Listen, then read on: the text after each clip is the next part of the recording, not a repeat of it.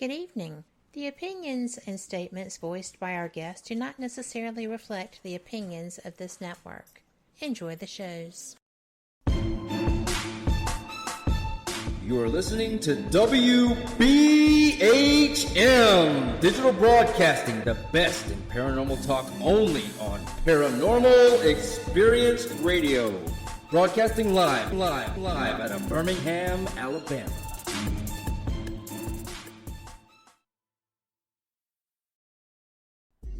This is Ghost Talk with 187 PI. Sit back and prepare yourselves for an adventure into the paranormal world with host Shelly Robertson and 187 PI research team. Ghost Talk is broadcasting live from Ohio's most haunted jail. Learn about their ongoing research at the jail and abroad, investigation techniques, and their personal encounters. Here is your host of Ghost Talk and 187 PI founder, Shelly Robertson.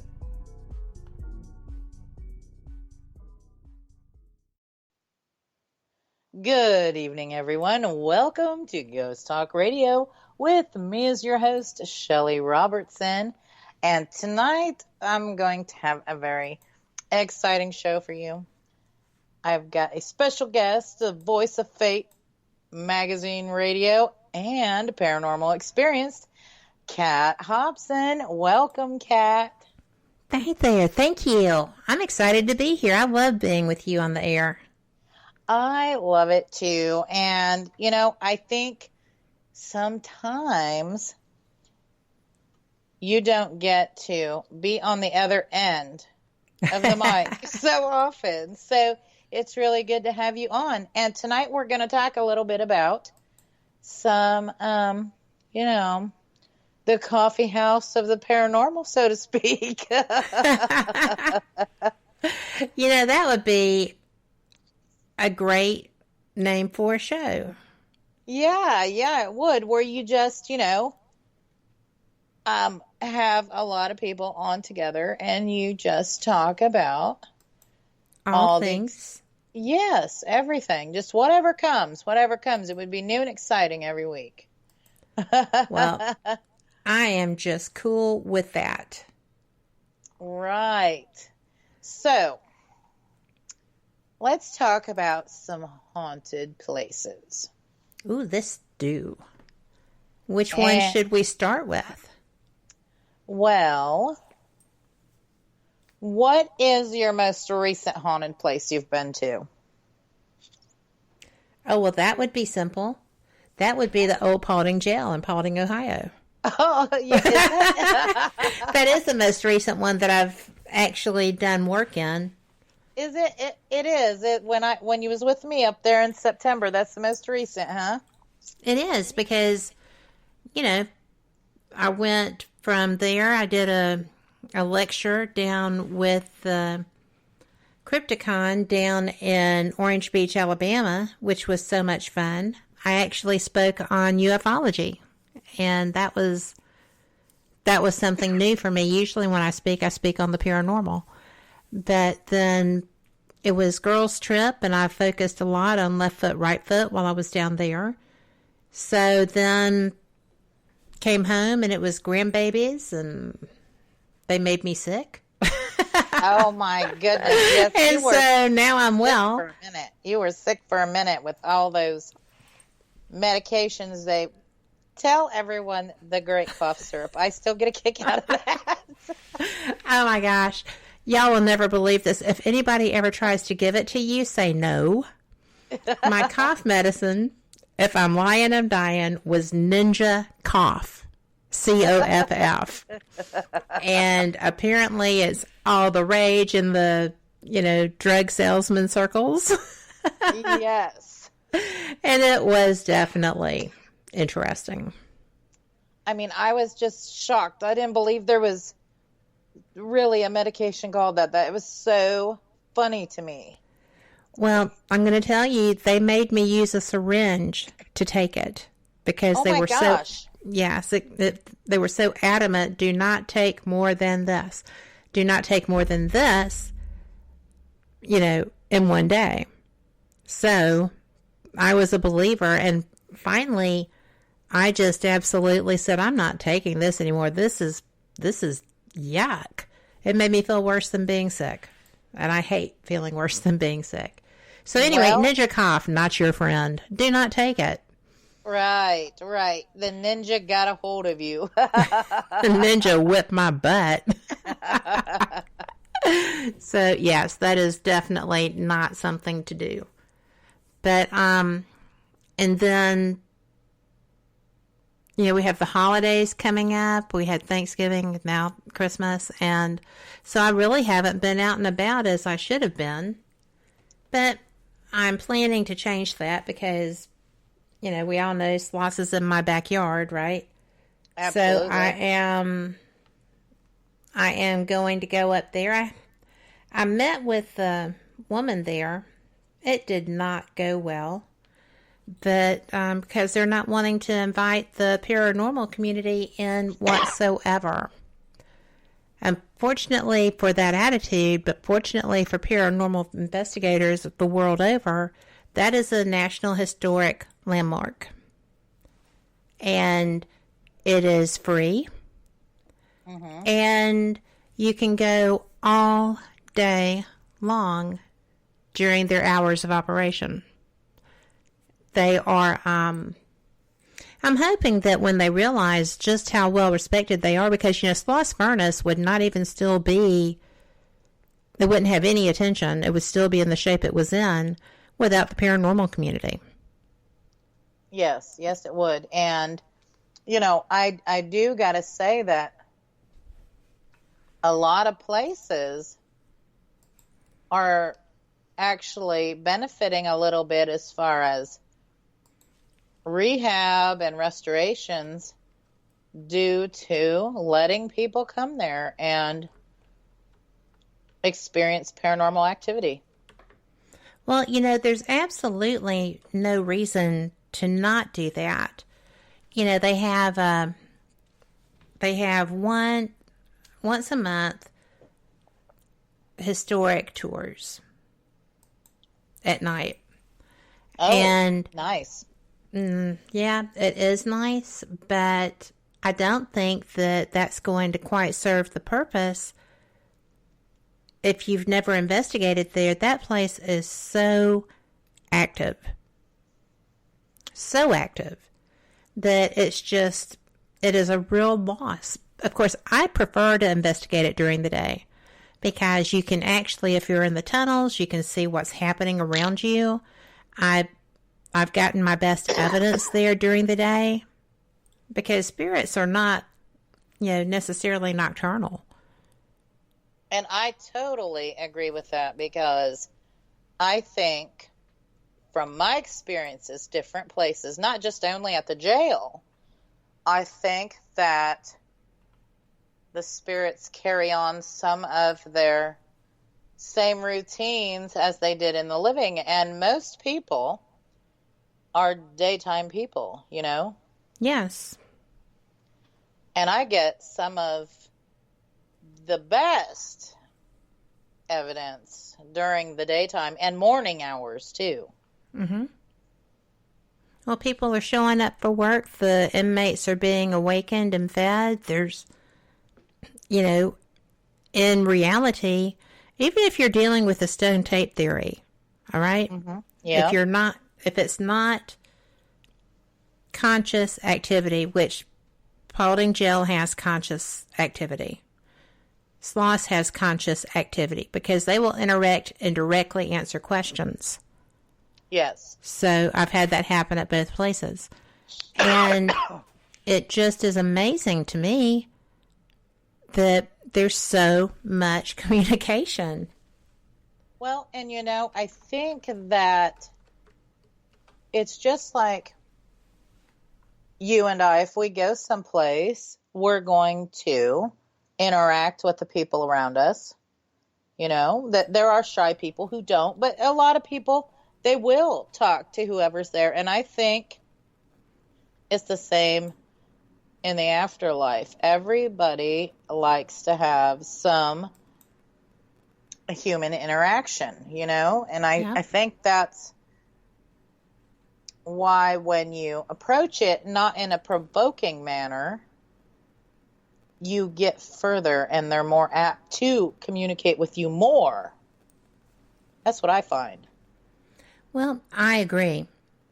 And if you do something, particularly in your facility, not that I would have any firsthand experience with this whatsoever, but if you do something, even unwittingly, that is perceived as disrespectful or just thoughtless, it's really going to bite you.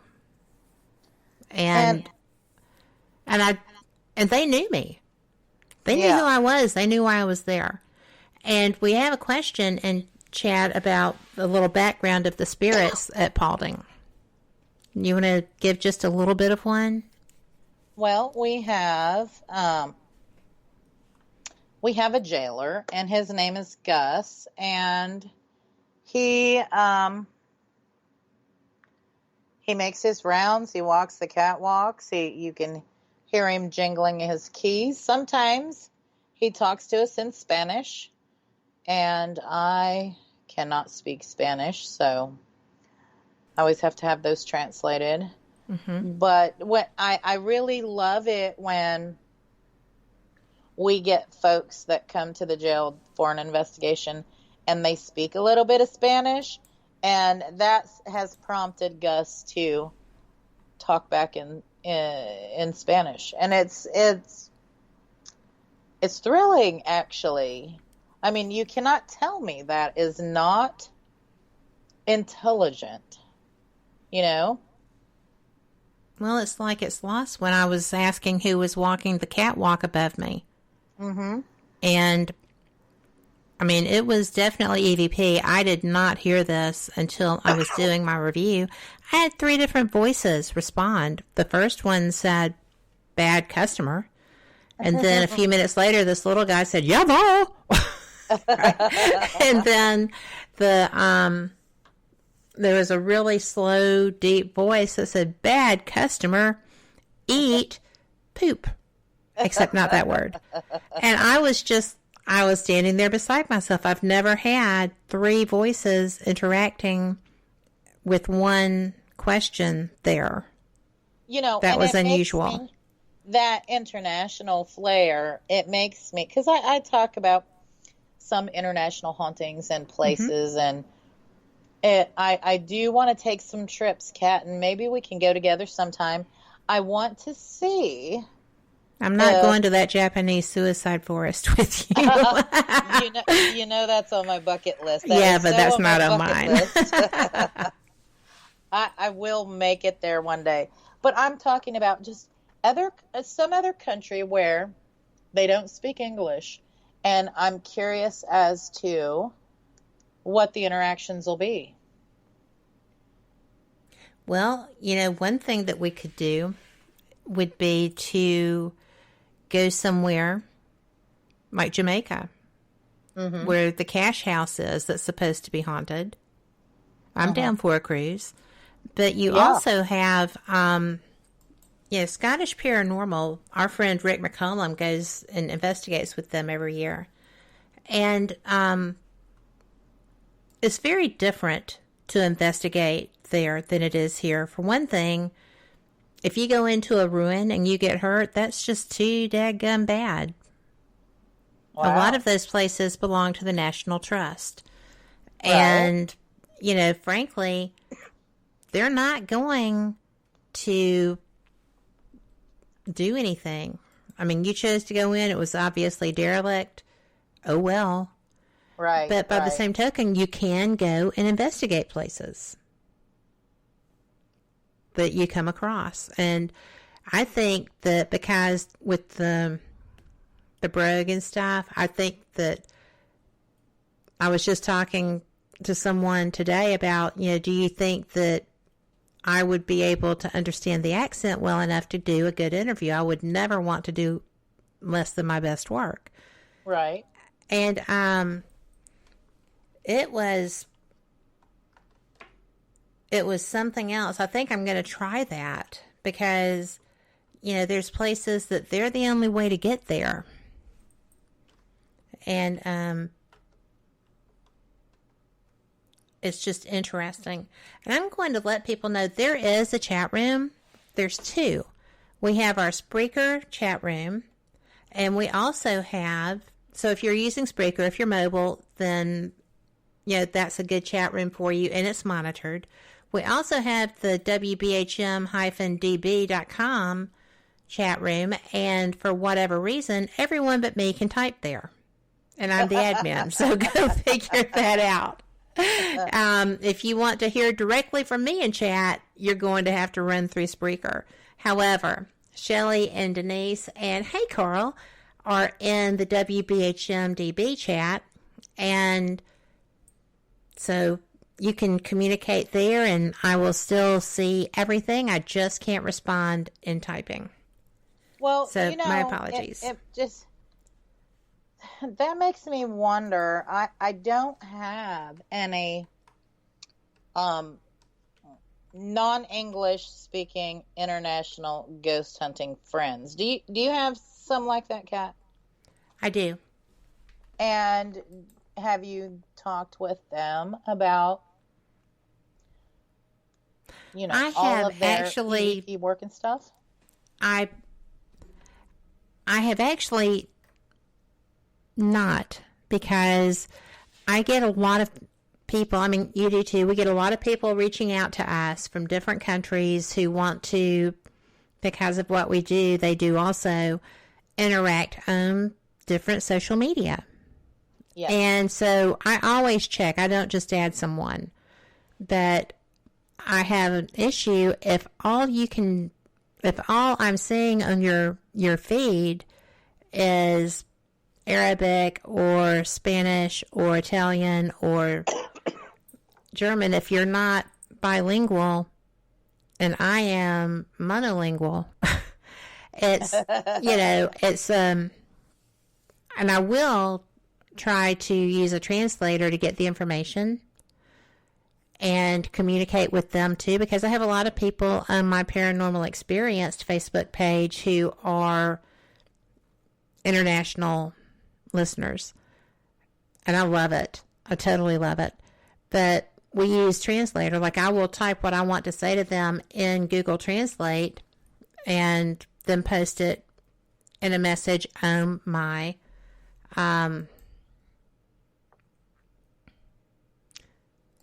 page. And it really is interesting, because sometimes I don't think Google Translate works.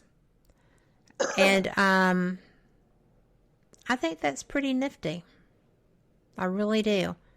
Yeah. Because they'll let me know, you should just type it in English and we'll translate it in Google. Right. And I am just so lucky to have all those people, because it is a community. Yes, it is. And I think that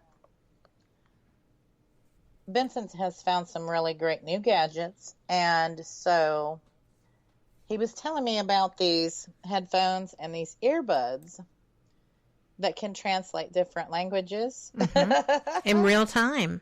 Yes. I mean, just boom. They're amazing. So I'm pretty excited about that, because we would have to have those. Absolutely. But the thing is, will they understand English, or will we need to? It just makes me wonder if the spirits, like, let's say, in France, would understand what we're saying in English, or would we need a translator to speak, what we're asking? We would need a translator. I was skeptical of Ghost Hunters International. Yeah. Because you can't walk into Vlad the Impaler's house and say, Hey, Vlad, what's up, dude? Right? Because that's just not, yeah. So cool to go there. You have to respect their homeland.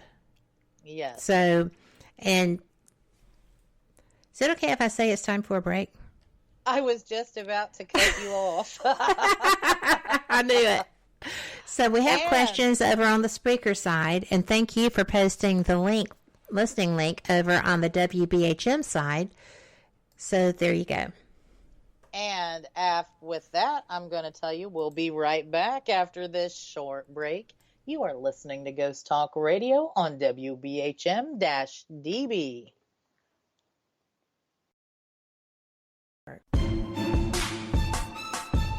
You are listening to WBHM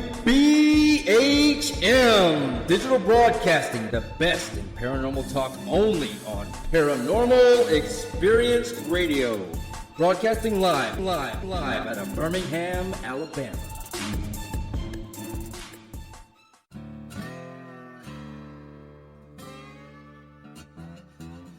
Oh, come on. I'm Southern, but... Nope. That'll do. Hello. I am Kat Hobson, host of Paranormal Experienced here on WBHM Digital Broadcasting out of Birmingham, Alabama. I enjoy having guests from all areas of the paranormal, from ghosts to ufology to cryptids and beyond. You'll find some of the best researchers in their fields bringing you some great information. Join me on Wednesday nights from 8 to 10 p. Eastern here on WBHM Digital Broadcasting. To the believer, the evidence is overwhelming. To the skeptic, there will never be enough. Hello everyone. Join Kevin and Jennifer Malik, the host of Paraversal Universe, every Friday here on WBHM Digital Broadcasting. Also heard on WCET FM and The Rift. Log on or tune in as they check out the mysteries found within the 8 categories of the unknown and unexplained, including ghosts and haunted places, aliens and UFOs, theology and mythology, cryptids and monsters, urban legends and folklore, conspiracies, metaphysics, and forbidden archaeology. Listen as Kevin and Jennifer interview the top minds in their respective fields as they share theories and information regarding these unsolved mysteries. For future show and archive information, one can find Paraversal Universe on Facebook, Twitter, and MeWe under various Paraversal Universe headings. So, for excellent talk radio about the unknown and unexplained, check out Paraversal Universe, where all paranormal perspectives apply. Brought to you by the Northern Wisconsin Paranormal Society, Ltd., and produced by WBHM-DB.com. Thank you for listening to WBHM Digital Broadcasting out of Birmingham, Alabama. The time is 23 minutes after the hour. Bye. Welcome back to Ghost Talk Radio. With me is your host, Shelly Robertson. And I have a special guest tonight, and that's Kat Hobson. And before the break, we were discussing some haunted places and some experiences. And if you would like to join in the conversation, you can join us in the Spreaker chat or the chat room at WBHM-DB.com. And you can ask us anything you like. So we were talking about the translations and international hauntings. And what I find interesting is I have seen some ghost hunting shows that have talked in English, and that is kind of, it just makes me wonder if that's far-fetching or not, you know? Well, I will say that I got a message from Carl. He said spirits understand any language. We get several languages from EchoVox 3. And I try not to use apps because I never trust them. Yeah. So, because everything is programmable. And you're being triangulated, whether you have airplane mode on or not, it's trying to triangulate you. So, like if you're at the prison, then things happen that are prison related. You know, I actually, as much as it drives me completely bonkers, I will use an SB7 before I will use an app. And I can't stand white noise. So I really prefer to do an EVP session with just my recorder. So, and I usually have video cameras running too, and I absolutely get good stuff.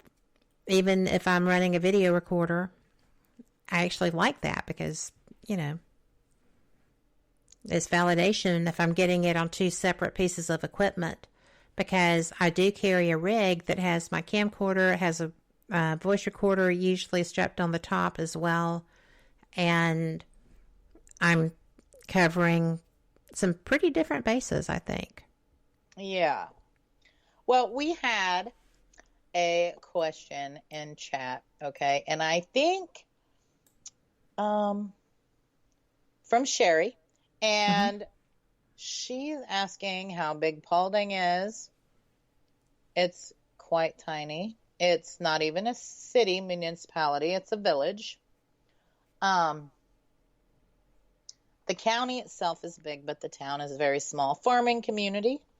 Pretty gorgeous, close. Though. Yeah, close-knit community, and everybody's actually pretty nice. And Sherry's wanting to know favorite experiences we've ever had. Have we investigated other places where we've had awesome experiences? And I will say, golly gee willikers, I've been so many places. How about you, Kat?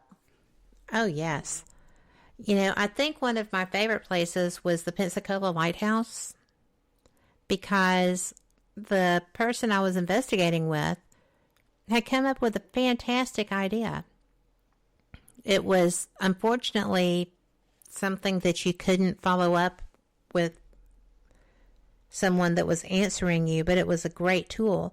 And that was having questions on a recorder running and having a separate recorder running as well, so that you could pick up the answers to the questions as it was live. And we got some incredible evidence, but you could tell that they were very frustrated because, you know, one of the questions was, did you or anyone that you loved die here? And the EVP was mom and dad. Oh. And then, yeah, because the recorder is quiet waiting on answers, and the voice goes, mom and dad. And then a third time, it was like, mom and dad. Huh. Right? So, and you know, I had that happen to me at Caraway Hospital here in Birmingham, where I was using an SB7. I didn't hear the response because I struggle with white noise. I heard it when I was reviewing, and I couldn't go back. And my question had been, so did everyone here die of a heart attack? If you're still here, did you die of a heart attack? And the response was a man who said, no, they shot me. Oh, no. And I was just like, oh my gosh, I didn't respond to him. And he sounded like he was in such anguish. And I can't go back because it was just a gift to be able to be there in the first place, right? So it was, that's one of the reasons I do not like white noise machines, because I cannot pick real-time listening out of it? I think, oh my goodness, I have been so many different places and all over many states. I would say I'm partial to my own building just simply because I've made friends with the ghosts. I know it sounds crazy, but I had some pretty crazy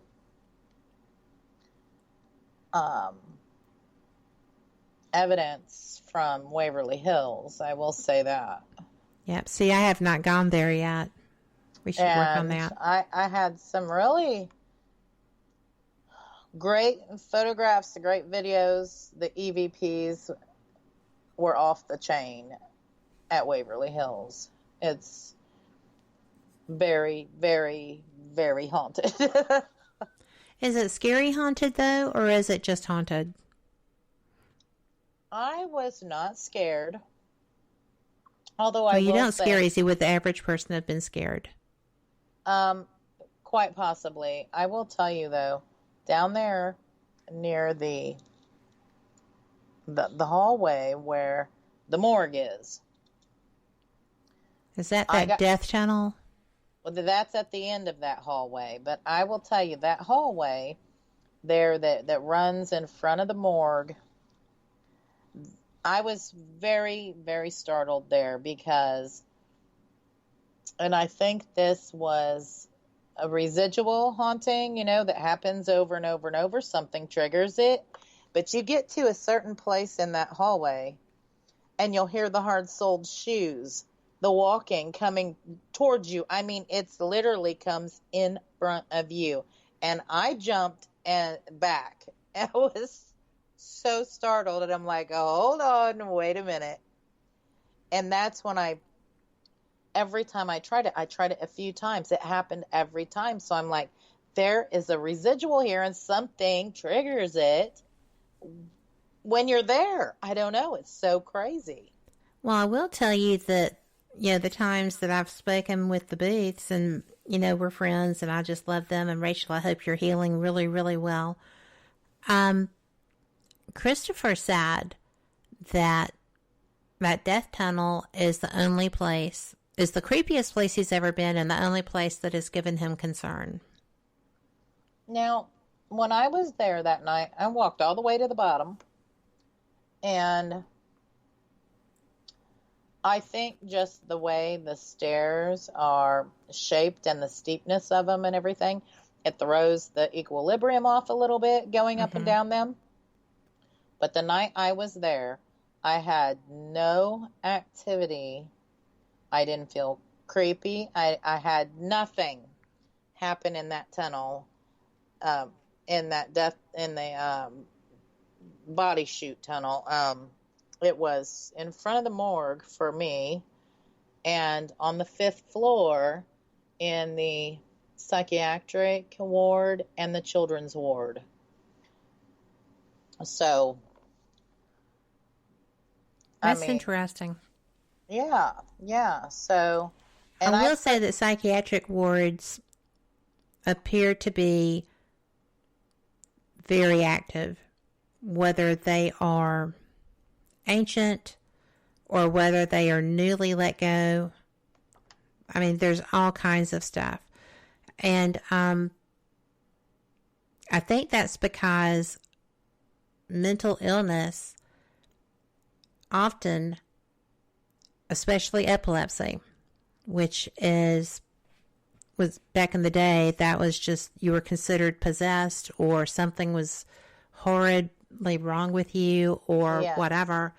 But epilepsy is electrical in nature. Your mind is misfiring. Your brain is misfiring. And I think that so many people were literally locked away because of the symptoms of epilepsy and people not understanding it back in the day. Right. And it causes, the seizures themselves cause more brain damage. So if you had someone at that period of time when there was not a lot of information and knowledge, then they would just keep getting weirder and weirder and more frightening, and the seizures would grow. That you could go from petite mal to grand mal, and so people just thought that your possession was getting worse, or I mean, and there wasn't a lot of support, and it'll carry over, just like we're finding the personalities. Mm-hmm. They carry over. And we had a question in chat from Joni, and she asked, where is this particular Paulding at? And Paulding is in Ohio, a little rural town, and we are close to the Indiana border.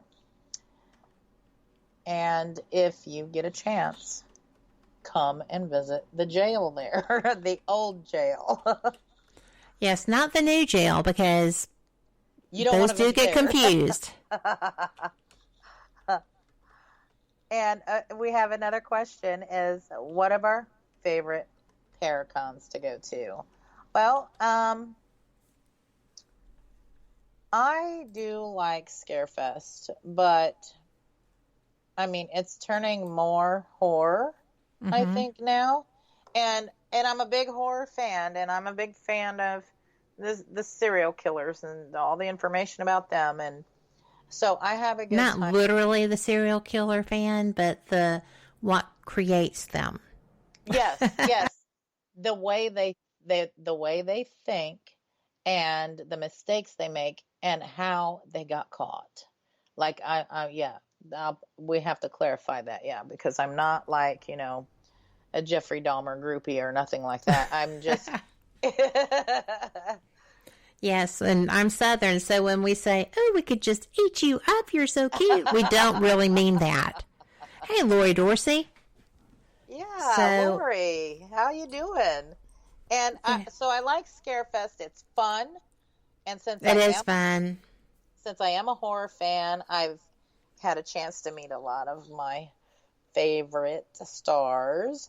But I'll tell you what I thought was a really great Paracon, and last year was my first time there, and I'm going back this year, and that was the Ohio State Reformatory Paracon. I thought that the paranormal team that puts that on just did such a great job. It was fantastic, and there was a great mix of vendors and stars and things going on there. I thought it was fantastic. What about you, Kat? I have always wanted to go to the UP in Michigan. The MI Paracon? Yes, because I have never, in all the years that I have been involved with the paranormal, I have never heard anything but raves, and that is from attendees who are paying to go and meet people, as well as the people who are paid to be there. Yeah. Right? I have never heard one negative thing about that Paracon. Well, and that's saying something. I wanted to attend as a vendor, because I do that at places to let people know about the jail and all that. And you know what? There is a waiting list. And yes. I don't know. Maybe put me down for 2024. I don't know. But yeah, there is a waiting list for that one. It's so popular. Well, for a reason. Absolutely. I mean, they are just absolute. They must dot every I and cross every T there. It is the Paracon. Well, I'm still going to try and plug away and try to get a spot in there, and I won't be giving it up if I get it, but,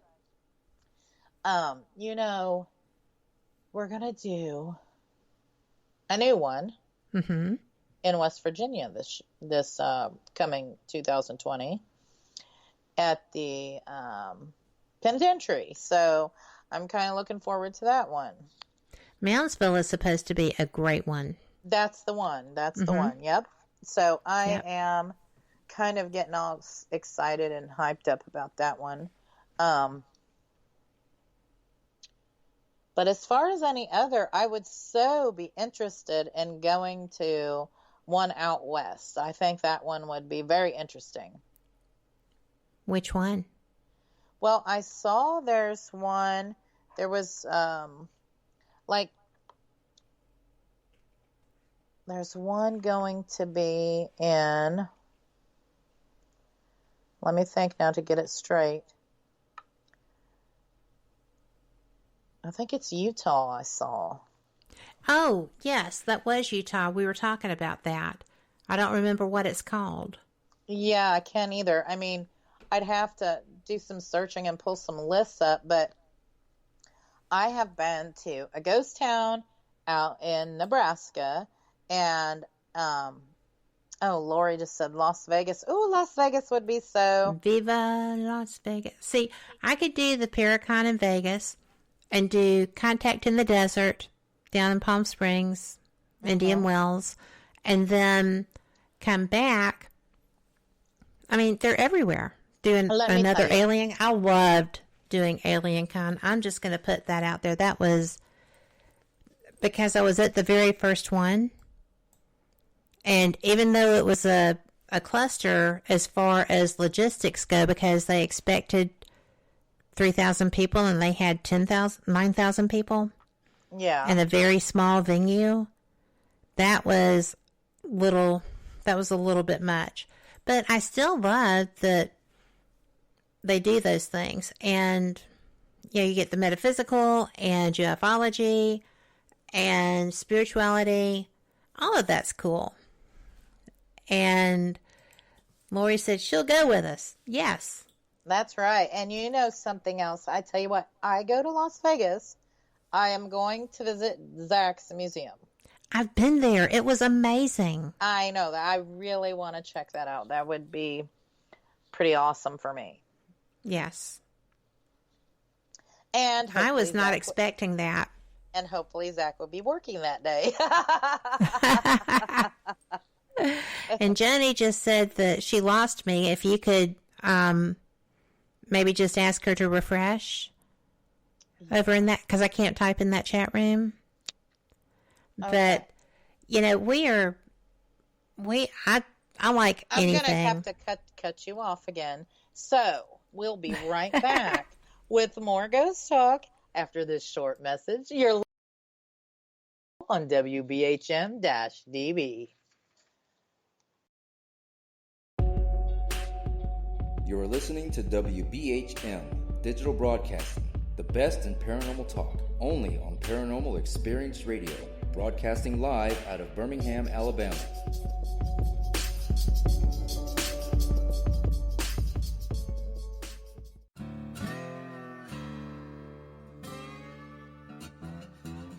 Oh, come on. I'm Southern, but...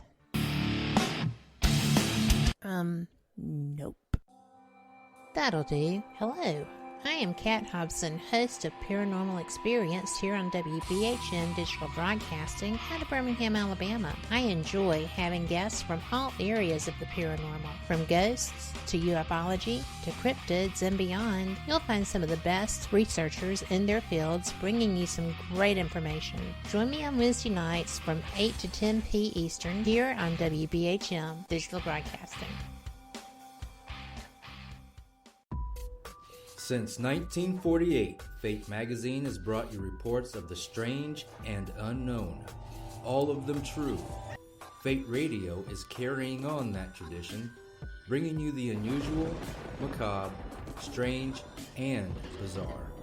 Join host Kat Hobson Sunday nights from 8 to 10 p.m. Eastern on WBHM Digital Broadcasting.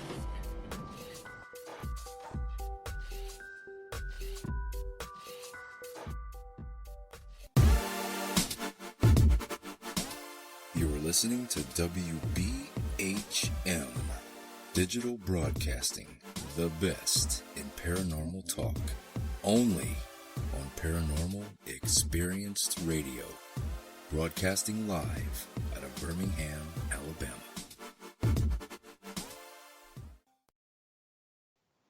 Welcome back to Ghost Talk Radio with me as your host, Shelly Robertson. And tonight I have the fabulous Kat Hobson with me. And we are talking about, it's like the round table at the coffee house, a little bit of everything, all things paranormal.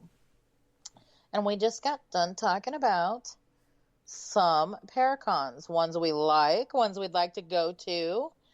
And we had Lori said she's in chat, and she would like to do some past life regression. What's your take on that, Kat?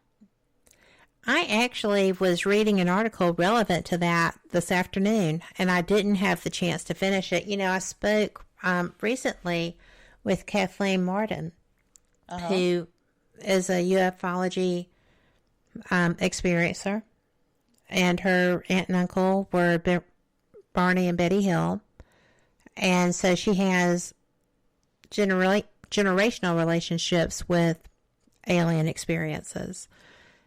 But she is also a hypnotherapist, and she works with experiencers through MUFON. She is their director of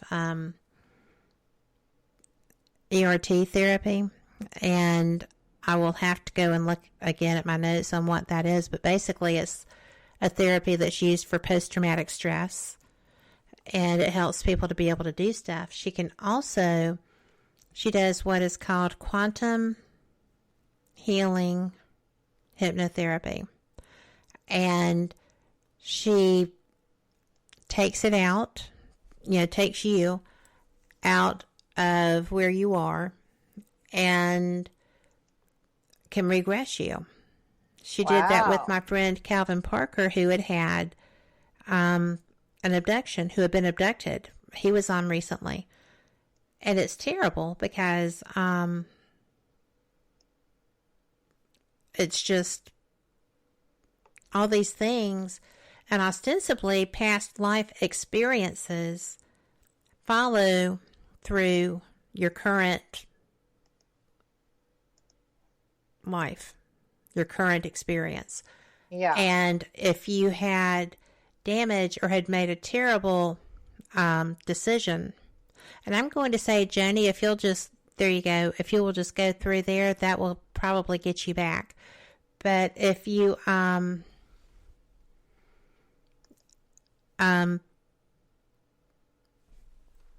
like if you suicided in a past life, whatever caused you to do that, whatever pain was flowing through you, you can, I've never done this, but I was reading today that you can go back. If you can do a past life regression and go back and heal or address what the problem was, and then it's almost like a sea change going through the whole you. Yeah, and so if you fix what was wrong then, you're right now. Yeah, let's have a do-over. That would be great.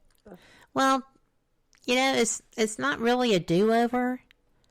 It's more of an adjustment. Mm-hmm.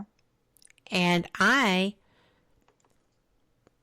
would not mind being able to go back in my current incarnation and fix things. So, but then you think about this. If you fix something, how much will that change everything else? Well, that's the quandary, isn't it?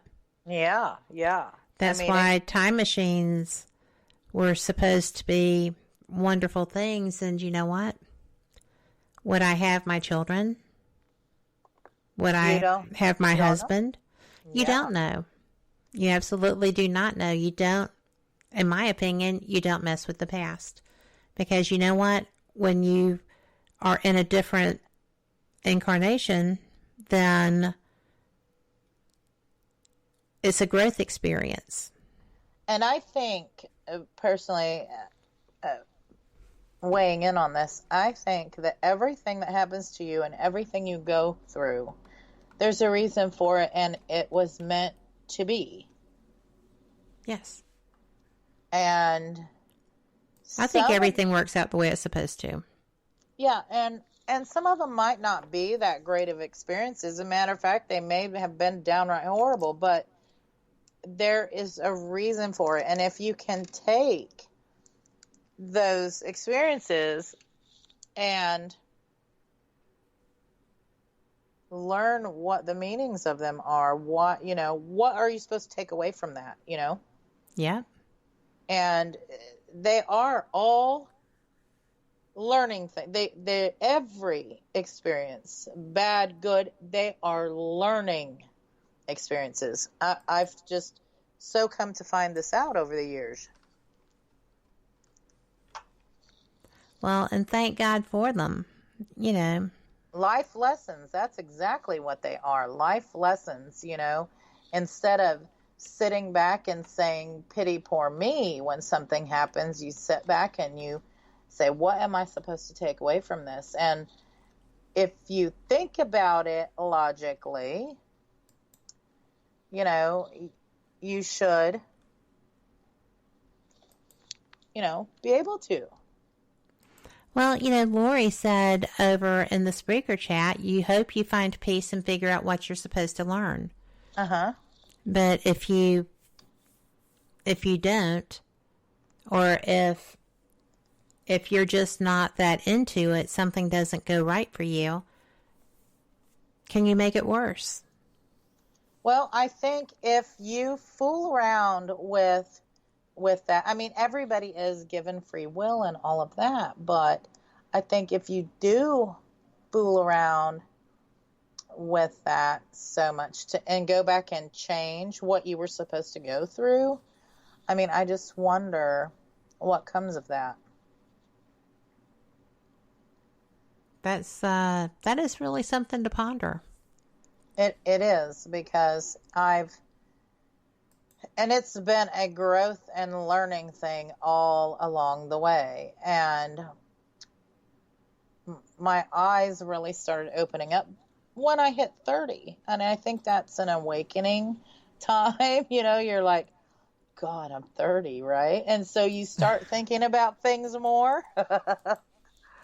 Well, that is something that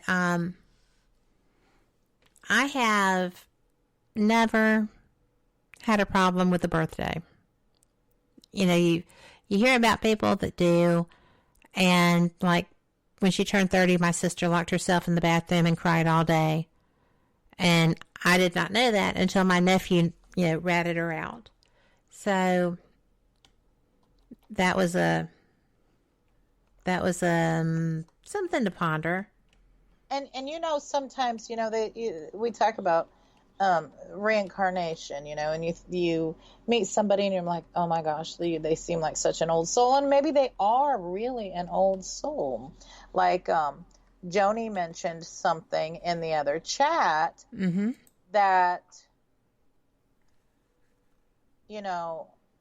we may come back. She said we may come back to redo what we did wrong to make it right. And I think maybe that's part of it. But are you going to affect someone else's current reality with doing that? Well, you bring that forward to your new life, and I think that's where you get some of these people who seem like they're such old souls, and maybe they really are. Maybe they just they're still in that learning phase. Well, I think that if you're here, you're still in that learning phase. That's very good. And I also have been told that to be here is a choice by the people that do that kind of work. And, I'm often shocked, right? I'm often shocked. I think that there are a lot of people that walk this planet who are going to be amazed at some of the choices they have to make later. Yes. And I'm a Christian by faith. I'm a Christ follower. I try to be what he was. A peacekeeper, a teacher, a student, and someone who tries to change the world through love. And let me tell you, you do a good job, because sometimes I get a little crazy, and you're there to pull me back down and make me see a rationale, and you do just that. Yes, you do. Well, thank you. But you do that too. Because everybody has their moments. And, you know, I have mine and some other people's moments sometimes. Enough for all. Yes. And, you know, Sherry says that she believes there are people you run into and have an immediate bond with, and you feel like you've known them forever, and that's because you have. And I'm a firm believer in that. I don't think that you meet people by chance. I think you meet people for particular reasons, and I think there's a purpose for everyone in your life. And sometimes, you know, like when you have breakups or you're no longer friends or something happens, they fulfilled that part in your life that they needed to fulfill, and then it's over, you know? Yes. And, you know, I have had times, two in particular, with individuals who mattered greatly to me when my life was not good. And they died before I could let them know life is pretty good. You know, I had to go through things that I think were relevant to that. You know, you have to learn lessons. And there were some that I had to take ownership, but there was a lot that was not my choice. Right. You know, it was somebody else doing absolutely. What they needed to do. Absolutely. As it were. Sometimes you're part of someone else's life learning experiences. Absolutely. And, you know, it's an interesting concept, because I have friends who are Buddhists, and I have a really hard time with, oh, well, this happened to you because you were a child abuser in a past life, so you had to learn about that. And I'm like, I don't think so, dude. You know, it doesn't feel like this is mine. So, you know, it's just, but there probably is some truth to that. Not that I was a child abuser in a past life, but I mean that we have experiences, or the people that we are interacting with had experiences that they're having to struggle through a lesson. And if they're fighting that lesson, then you get splattered with the leftover anger, fear, aggression, whatever, because they're fighting learning that lesson. They don't want to face a lesson. I've had lessons I would have preferred not to face, incredible numbers of them. But you don't get the lesson if you don't do the work. Have you noticed, and anybody out there listening tonight, have you noticed that sometimes, this happened to me until I woke up one day, you know, one day it just all hits you. Mm-hmm. Have you been through situations that were tough and similar, like over and over, because maybe yes, because you did I'm a hard learn study. Your lesson. Yes. And it's like, okay, we have got to fix this. I'm supposed to take something away from this, obviously. You know. Yeah, and when it continues to happen in your life, I agree. You know, you have to say, okay, this is on me, because obviously I'm not coping. I'm not getting this. Why is this continuing to happen? What am I doing?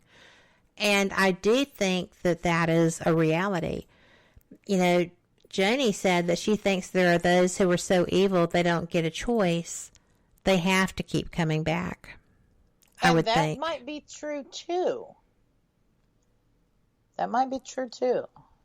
You know, you have to keep going back. And see, that's the reason I'm a Christ follower, because I am not a Christ.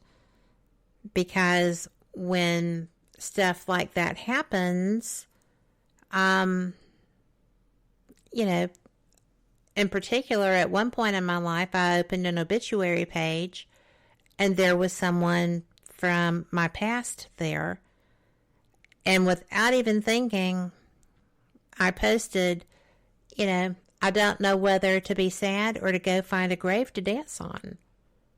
Yeah. And my grown-up through my life that was constant responded and said, I wondered if you had seen that. Right. I was like, yes, I did. And I had an inappropriate response, and I am going to have to work on that, because I do not feel forgiving, and I have to be able to forgive to be able to move on. It's life. And with that, folks, we'll be right back with more Ghost Talk. You are listening to Ghost Talk Radio on WBHM-DB. And we're going into extra because we can. Y'all come back.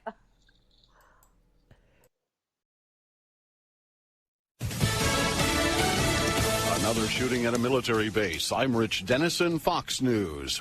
Military investigators say the gunman who shot and killed 3 people, wounding 7 others before he was killed at Pensacola Naval Air Station this morning, was a second lieutenant in the Saudi Air Force undergoing flight training at the base.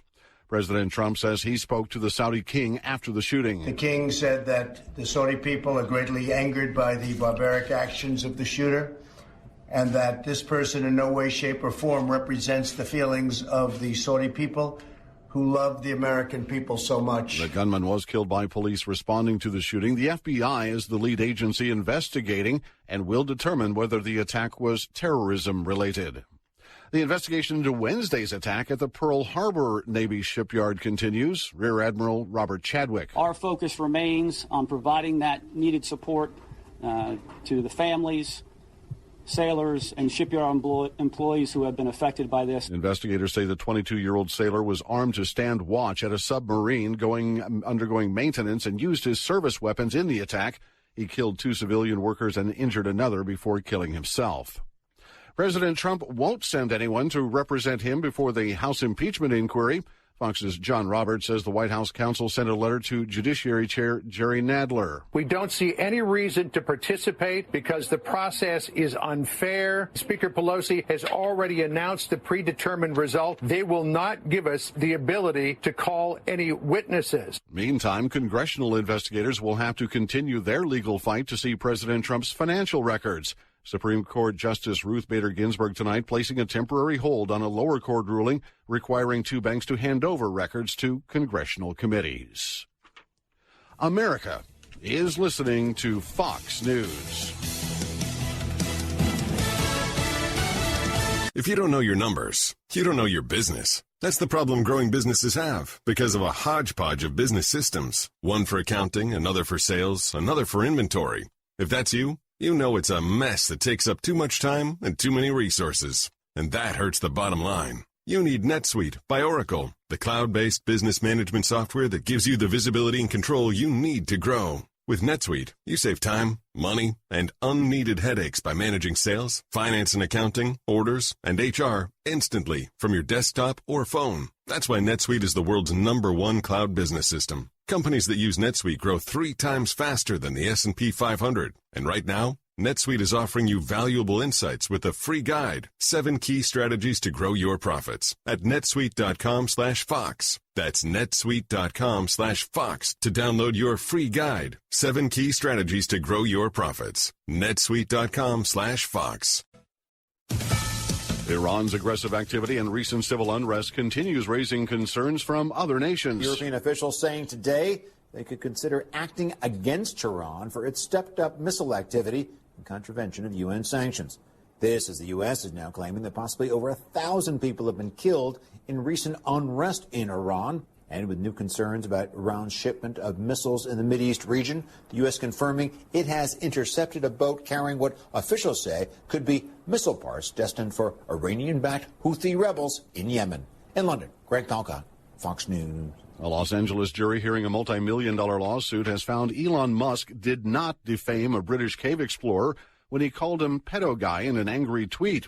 Vernon Unsworth, who helped in the rescue of 12 boys and their soccer coach trapped for weeks in a Thailand cave last year, angered the Tesla CEO by belittling his effort to help with the rescue as a PR stunt. A Michigan boy brings a crowd of friends to his adoption hearing. After living with his foster family for about a year, 5-year-old Michael from Grand Rapids, Michigan, officially becoming adopted in a Kent County court. The child inviting his entire kindergarten class for support. 1, 2, 3. Dozens of classmates cheering him on, waving paper hearts on wooden sticks. Michael's teacher setting up the memorable field trip, 37 children officially joining their forever families as part of the county's Adoption Day. Kristen Goodwin, Fox News. Hiring in the U.S. hit its highest level since January as employers added 266,000 jobs. The Labor Department says the unemployment rate dipped to 3.5%, down a tenth from October, matching a 50-year low. Wages rose 3.1% year over year. I'm Rich Dennison, and this is Fox News. This news report is brought to you by NetSuite by Oracle, the cloud-based business management software that gives you the visibility and control you need to grow. NetSuite is offering their free guide, 7 key strategies to grow your profits at netsuite.com/Fox. Welcome back to Ghost Talk Radio. With me is your host, Shelly Robertson. And if you just tuned in, I urge you all to join us in chat at WBHM-DB.com or join us in the Spreaker chat where you can join in on the conversation and ask us any questions you may have. And tonight, my special guest is Kat Hobson, and she has got, let me tell you, she is such a fantastic investigator. She's the voice of Fate Magazine Radio and Paranormal Experienced, and actually, she owns the network, so so she's pretty fabulous. And I have a lot of fun.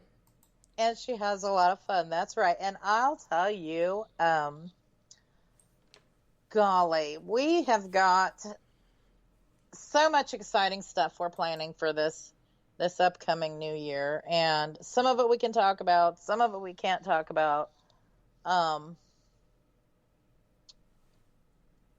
What do you got coming up this year? What's your plans, Kat? Some of the things you're planning to do.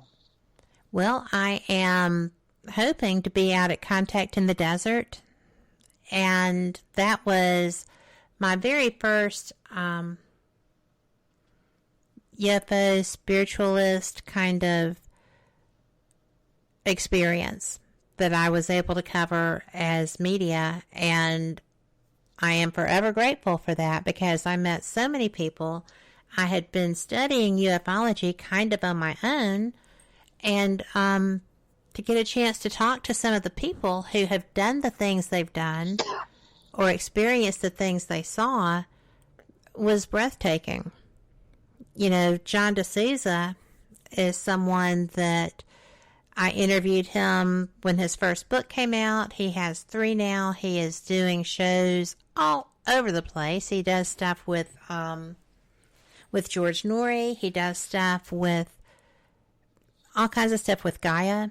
And I got to meet him face to face. I got to talk with him and meet his wife, who is just amazing. Bella is somebody I like a lot.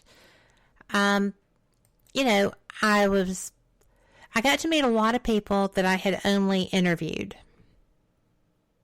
And I love when that happens because you can get more in depth face to face. And I mean, at one point I was sitting around a fire pit with Giorgio Tsoukalos, Eric Von Daniken. Personable. It gets to be more personable. I'm sure it's quite thrilling. Yes, and yeah, Travis Walton was somebody who was a very nice man. I don't know how he copes with all the things that he deals with, but he does. And he can play guitar. It was fun. We had a sing-along around the fire pit. But, those were things that I would never 5 years ago, have dreamed I would experience. To get to participate in conversations, there were so many people there that I just enjoyed them. Like, I am so interested in UFOs and all the information and stuff out there, but I got to give you some real props because I just cannot keep up with the ever-changing things they find and the studies that they're doing. I did go out to a really little fun trip I did once, and I went out to Roswell and had the whole Roswell experience in New Mexico, and that was just awesome. I can't even imagine. I've never been to Roswell. Really? I've been to Sedona. I spent, 2 days in Sedona. I would love to go there on an extended holiday. I just think that I actually had a chakra alignment while I was out there, too. That was a very special thing for me. I enjoyed everything about it. And I think Roswell would be a lot of fun. It's something that, there's no way I was going to try to go in a bureau run through dodging bullets. That was just kind of like, I am not going to swarm Area 51. It was Roswell experience. Everyone just embraces it, and the whole alien thing, and the museums and the shops, and the people were so nice, and I had a great time, and some of the best Mexican food on the planet. Really? Yes. I would go back out that way. I really would. It was fun. I like that because I didn't know if it would be just so commercial that you couldn't stand being there. Well, don't get me wrong. There is, their McDonald's is shaped like a spaceship. It really truly is. It was the most. Okay, awesome now thing. that's fun. Yes, it was fun. It was a very awesome sight. But, some of it is commercialized. Like, they have an alien standing outside the bank building. You know what I mean? It was a lot of fun. And the museums were so good, informative. I really enjoyed it. I truly did. Well, I love ufology. And it kind of took me by surprise. And when I started talking to people who were involved in this, people that would be telling me about their abduction experiences and things of that nature, I wasn't sure what to think, right? And then I met Stanton Friedman, and I was very fortunate to call him my friend. He did not mind my ignorance as long as I was trying to fix it. And he knew I was, because I think I asked more questions than he really wanted to answer. So, right. But he never minded. Sometimes that happens. If you need to know and you're trying to learn, Well, he was the only physicist I knew that could just sit down and explain. Period. Okay, this is what this is, and this causes this, and then the effect goes here, and then this, and throw money at it and get your butt out in space. That's how we got on the moon. Just throw more money at it. Right. Money makes the world go round, and it also makes engineers happy. Right. So, I'm really interested in it. I've seen some strange things. I've had some strange things happen. I need more education, I think, on it, you know? Yeah. And there's a lot to it. I mean, there is a lot to it.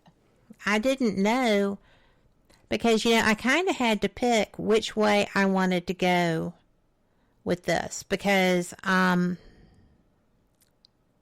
you can get caught in the weeds really quickly. Oh, yeah. So where I wanted to go initially was with the science. Okay? And I am someone who thinks that it's amazing that so many people are freaks for ancient aliens. I am one. So I can use that terminology. But the concept of this show to bring this information forward was, just to put it in the public venue. They are not saying whatever, as Robert says, an ancient alien theorists say yes. Right, it's so funny. He's a good guy. And all of these people that work on that show are good people. I would venture to say I haven't met someone yet working on that show that I do not think believes in what they're doing. I think they're serious. Lori Dorsey in chat says that her dad was an engineer for NASA on some of the Apollo missions. Now that is quite fascinating because a lot of the astronauts have experienced some strange things. Yes, they have, and recently. Yes, and so I'm wondering what kind of strange happenings maybe, Lori's dad come across. Any stories to share, Lori? My stepdad was actually in the control room for the countdown of, I believe it was Apollo 3 that burned on the launch pad. Oh, terrible. And they had just changed because for the final part of the countdown, it is supervisors and bosses that are doing that. Yeah. And I think that he was probably not having one regret that he did not have those earphones on. Yeah. And, you have to admire the people that were working on these missions, whether they're engineers, whether they're physicists, whether they're, jet jockeys that are lucky enough and work hard enough and are special enough to become flying astronauts. There's just such the creme de la creme of science involved in these programs. And I've got to tell you, when a scientist, astronaut, astronomer, any Indian chief in any of those categories, right, says, we saw this. It was not that. This is not true what they're putting out. Then, that's who I'm going to believe. Right. Because I think War of the Worlds was a test and we failed miserably. Well, it very well could be that. Absolutely. There's so much information coming to light and so much more that we're finding out that could be right there. Yeah. The whole reason that there is noetic science is because one of the astronauts looked back at Earth and was like, whoa, there is a lot more. You know, at that point, everything he knew, everyone he knew, period, was on that ball beneath him. And, you know, that just had to be a fascinating moment. It was life-altering for him. So, that was pretty cool. You know, time, though. Speaking of everything, I guess it's time for a short break, folks. And I'm sorry. We just get so carried away with what we're talking about. And we do this in real life, too. Like, hours can pass. And by the time you know, it's like, oh, my gosh, we've been on here for 2 hours. Wow. Right? And with that, folks, we will be right back after this short message. You're listening to Ghost Talk Radio on WBHM-DB.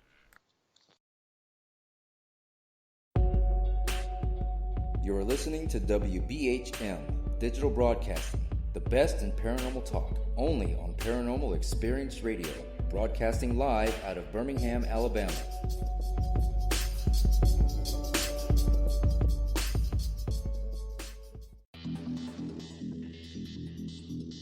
Several U.S. presidents are on record talking about the UFO mystery. Yeah, Presidents Jimmy Carter, Ronald Reagan both had UFO sightings of their own, but the current presidential campaign might be the first in which UFO disclosure has been championed by a major party candidate. DIA, CIA, it moves around, is operating a program to train psychic spies to spy and use their powers against Russia. John Ronson writes about this in The Men Who Stare at Goats. The first known sighting of a ghost took place right after Abraham Lincoln was assassinated in the late 1860s during the administration of Ulysses Grant. Project Paperclip, Clinton releases it all in 1998. Possibly the unequal cooling of its surface. I say, do you still think it's a meteor, Professor? I don't know what to think. The metal casing is definitely extraterrestrial. It's a place where UFO hunters and scientists gather to examine paranormal activity in the region. Some of the documents, this is bringing Nazi scientists into the United States to work here. So we fought against the Nazis, and it's not, this again is not a revelation. As early as 1947, 1946, we knew some of this, right? On the paranormal, will we see U.S. President Barack Obama's foreign policy go intergalactic in a quest for gold stolen by aliens? We'll tell you at least how the White House responded to claims the chief executive has been teleporting to Mars. But let's get to today's Capitol account. UFOs, hauntings, psychic abilities, conspiracy, ESP, cryptozoology. There are many things that remain unexplained in the inexplicable world around us, and we're talking about them here, looking for answers on WBHM Digital Broadcasting, Birmingham, Alabama. The truth is out there. Thank you for listening to WBHM Digital Broadcasting out of Birmingham, Alabama. The time is 23 minutes after the hour. Welcome back to Ghost Talk Radio with me as your host, Shelly Robertson. And tonight, I have the fabulous Kat Hobson here with me. And if you guys missed the first half of the show, no worries. You can catch it on Spreaker, Google Play, iTunes, iHeartRadio, and there's a few others too. So wherever you are, we're there. Just look us up and you can listen to the archives at your leisure. Join us in chat. We've got some people in chat that's joining in on the conversation tonight. If you want to join in, share a story or two, join us in the Spreaker chat or in the interactive chat room at WBHM-DB.com. Tonight it's been like kind of having coffee around the kitchen table. We've been talking about all kinds of different, everything paranormal, and we have touched on UFOs and some haunted locations and paracons. And speaking of paracons, I'm pretty excited because I'm going to go to that Gettysburg with you this upcoming year, Kat. So I'm pretty excited about that. I'm excited too. What is some of the great things that's happened for you at at the Gettysburg Battle Bash? I think that's what it is, right? Yes. And I think that probably my favorite thing is I interview a lot more people from the paranormal, Paranormal Experienced with Kat Hobson, than I do on Fate. Fate is geared more towards other topics. There will be a paranormal roundtable on the 15th with myself, Frank Lee, Butch Wachowski, and Pete Haviland. So that's going to be a really interesting thing, and not something I put on Fate a lot. Right. But, because that covers all topics. I mean, you have cryptid expert, you have Frank and I, who co-founded the American Noetic Sciences Research Study, or ANSRS. So we've got that side covered. I have abilities that we're testing as part of that group, so that's going to be fun. But anyway, because of what I do, most of the people that do public or well-known, see all the things on television and such, even the YouTube channels, are generally from New England. Yeah. That's been a lot. So, I get to see them and meet them and talk with them. And the very first year I went, the people from Deadlight, which is some of the best lighting. If you are a paranormal investigator looking for a good lighting system, Deadlight is the place to go. And they do not endorse me. I just endorse the daylight side of them because they are such nice people. I mean, they don't pay me, but they are such nice people. Their equipment is thebomb.com. You can get it for any application, use it in any application. They're good people. So that's awesome. But, you know, I met them and they had some new equipment. They were going out with Robert from the Elite Paranormal group, and they let me go. That's awesome. Yeah. I know. It was awesome. And we went out to Sachs Bridge, but not, I did walk across Sachs Bridge because I didn't know the history of it, and I wanted to just see what it felt like. It didn't feel like the legends and the stories of it. It was nothing like what I later found out it was described as. But it's still beautiful and still such a huge part of this nation's history. We went the other way, opposite the bridge, into a field. And that was, to me, very interesting because I saw what looked like a group of trees. They weren't there. They weren't trees. Because they keep that clear cut. The battlefields are clear. Then, you know, I started, and one of the men behind me started seeing something that was like popping up. I thought it was rabbits. And it was totally not rabbits. It was people. Dead people, I guess. But they were the spotters. Wow. Is how it was described to me. And they actually had a role in the battlefield there. They would try to get near to them, the opposition, and they could count them, see how many there were, they could take them out, whatever, but that was a real thing. And I don't normally see, right? It has to be something that is really a lot of energy for me to see. And I mean, what I thought was a stand of trees was a group of men. What I thought were rabbits were, again, people popping up doing their job. And I was so excited. Oh, I bet. I mean, sure. It was one of the best experiences. But by the same token, I got to meet so many people that I like and admire and had spoken to in the past.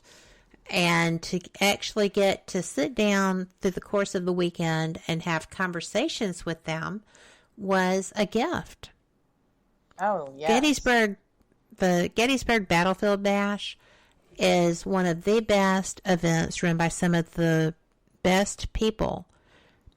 I mean, you just can't say enough about Steve and Pam Berry. They put everything into this. The people that come, I mean, I go as press. I still pay a vendor fee because it's a fundraiser. And well, I am looking forward to going there with you this year. It's going to be great. Yeah, so exciting. They have diners too, just so you know. We don't have diners here. So they call everything a diner. They have a Friendly's, which is a diner. They have a Lincoln thing that is a diner, and the inside of it looks like an Airstream trailer. I mean, it's cool. This is a neat place, and what really got me this year was I was walking back up to the square, up to my car, and the rolling thunder came through. It was all of the MIA POW trucks flying their flags. It was all of the vehicles that participate with this organization. Wow. You know, everything goes to support the Pennsylvania Wounded Warriors. And it was fantastic. There are lectures through the course of the day. I'm only one of 3 or 4 media people that are there. That's how I got to know Ted Van Son. And I'm so lucky. Yes, it's Indy. It's gonna be thrilling again, and I won the raffle. I won the raffle my first year, so you know, they had some beautiful cornhole boards, and they had an SLS camera, and they said that I won, and I was like, "Did I win the cornhole boards?" They said, "No, you won the SLS camera." I said, "Oh." That's cool too. You know, speaking about the SLS camera, this was pretty darn interesting. And here we are getting off on another subject. Oh, please, but that's what we do. That's what happens when we have coffee around the table, right? It is. Speaking about the SLS camera, so one night I thought was so very interesting was we had an event at the jail. Lori was there, Lori Dorsey, who's in chat. Yeah. And she was running her SLS camera, and Vincent was there running our SLS camera, and they were in different spots, filming at different angles. And do you know, both cameras caught the same exact thing. So what do you make of that? I think that is a, verification that those cameras were capturing you can argue that one might be just an anomaly two, you just can't argue that. I'm sorry. I don't think there's any possible way to. I mean, if you're going to get a false positive on one and you've got another camera in a different angle and it's getting the same thing, you know what I'm saying? That is highly unlikely that you're going to get the exact same false positive, you know? And that was a pretty darn good investigation. It opened up the thought that the spirits do like music from their time period. If you can figure out who they are and what their music was like during their time period, we found during that investigation the spirit who showed up was interactive with the music of her time period. And so taking that instance in consideration, I had done another event during the summer where we used a hologram and played music from that spirit's time period. And the early stuff from his early years, he was enjoying, captured on 2 SLS cameras. He was enjoying the music. Yeah. And when you get to experience verifications on stuff like that, it's so exciting and so thrilling. Well, that's why we do it, right? Yeah, it is. And so that's something more that we've learned that we can verify. They do hear it and they do like it. I mean, it's fascinating, really. Well, it is, because, you know, we're always trying to find ways that are going to get their interaction. Yeah, and it's so much more. It's so much more exciting when you know that, because for whatever reason they're still in this realm without their bodies, and you know they've passed on, but you're still able to give them a little bit of happiness. Isn't that just so awesome? I think it is. I mean, I don't know what it's like when you die. I've never done it. Right, and we truly don't know until we get there, right? So, right. Whether or not they're there by choice or by circumstance or whatever it is, if it's not by choice, you know, just think about what your, you know, existence would be. You know what I mean? So to give a little joy is pretty fascinating. Well, and who even knew for certain that they could feel that? Well, you know, I mean, we didn't know. We know now. We do know now. And, you know, that's really cool. But, you know, you're probably the best person I know at analyzing, because you do own a haunted facility. You interact with the spirits there on a regular basis. They interact with you. Yes. They are constantly chatting. I mean, you have some chatty Cathys in there. Yes. And, yeah, the funniest thing, I think, was we were doing Gary's birthday party. Gary's a spirit. Doing his birthday party, which also happened to be his death day. He died on his birthday. And your husband Vincent and I were slicing and dicing and getting the vegetables ready. And I think that it was hilarious. That was so funny because he was not comfortable whatsoever. And with them talking through this portal, and I'm sitting there just I'm talking to Vincent. I'm talking to the spirit. I'm talking to Vincent. I'm talking to the spirit. Whoever's asking me a question or talking, Right. And I looked over at Vincent, and he was just like looking at me like I had lost my mind. Well, I'm lucky he didn't run away. And their talking sometimes still freaks him out. Like, I'll be running that portal, and I do it because it makes it so much easier for him to come through. And it's so funny because he'll come in the room, and one of them will say, "Hey, Vincent," and he'll look at me and he's like, "Bye now," and he leaves the room. Yeah. He's like, "This just freaks me out so much," So, I think that's funny. But he did think I'd lost my mind. Well, I mean, he was kind of done. That is, and he,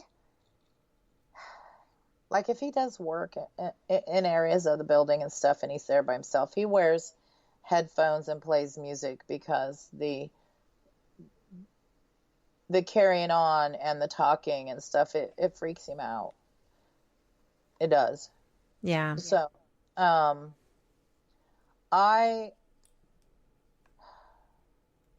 I'm good with it all. They can talk and carry on all they like, except when I lay down for sleep. Don't talk to me. And you also don't like them in your home, which is not the jail. That's correct. I've had a couple followers, and a couple of them did speak up here in my house, and I'm like, absolutely not. We are not talking here. You want to talk to me? You will talk at the jail. Go back to the jail. I absolutely, and I have a spirit in this house, and I will not engage in conversation. Absolutely not. Hey, stuff happens around here. You'll hear it walking the staircase, and I